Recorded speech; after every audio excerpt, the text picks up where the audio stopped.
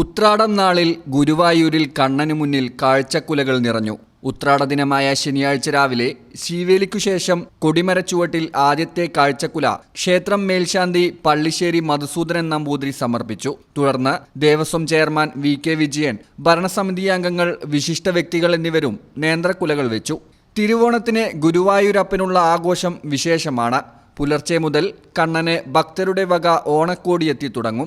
ക്ഷേത്രം ഊരാളൻ മല്ലിശ്ശേരി പരമേശ്വരൻ നമ്പൂതിരിയുടെ വകയാണ് ആദ്യ ഓണക്കോടി. സോപാനപ്പടിയിൽ മല്ലിശ്ശേരി 2 പുടവ സമർപ്പിക്കും. പിന്നാലെ ദേവസ്വം അധികൃതരും ഭക്തജനങ്ങളും. നേന്ത്രപ്പഴം കൊണ്ടുള്ള പഴപ്രഥമനും വിഭവസമൃദ്ധമായ കറികളുമായാണ് കണ്ണന്റെ തിരുവോണ ഊട്ട്.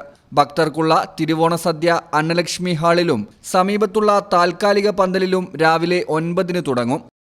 ഞങ്ങൾ എല്ലാ വർഷവും ഇങ്ങനെ ഇവിടെ വരാറുള്ളതാണ്. പക്ഷേ കോവിഡിന് ശേഷം ഇടയ്ക്കൊരു 1-2 പ്രാവശ്യം വരാനൊക്കെ അത് വന്നു.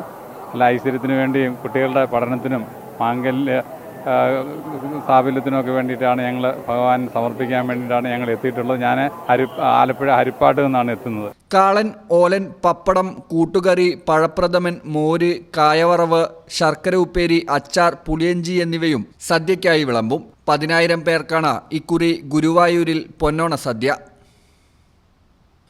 News bureau, Guruvayur.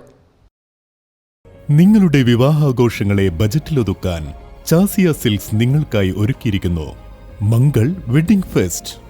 ഇനി ചാസിയിൽ നിന്നും പർച്ചേസ് ചെയ്യാം മനസ്സിനിണങ്ങും വിലയിൽ തന്നെ. പട്ടുപോലെ പവിത്രമായ ഹൃദയബന്ധം. ചാസിയ സിൽക്സ്, വളാഞ്ചേരി.